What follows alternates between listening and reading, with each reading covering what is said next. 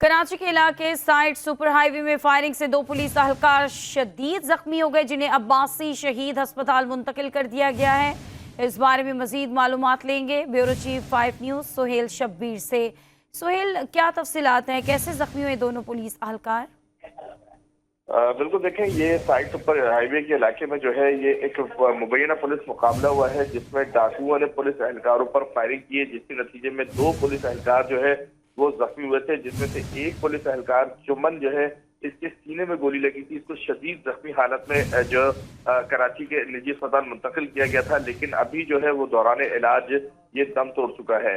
SSP ई से हमारी बात हुई है तो उनका कहना यह है कि मुलजिमान को देखते ही पुलिस ने जो है वो रोकने की कोशिश की, जिस पर मुलजिमान ने जो है वो पुलिस के ऊपर फायरिंग की, जिसके नतीजे में ये दोनों एहलकार जख्मी होने के बाद अस्पताल पहुंचे थे, जिनमें से एक एहलकार अभी दम तोड़ चुका है। ताहम जो मुलजिमान है उनकी तलाश के लिए जो टीमें हैं वो रवाना कर दी गई हैं। ठीक है, बहुत शुक्रिया आगाह करने के लिए।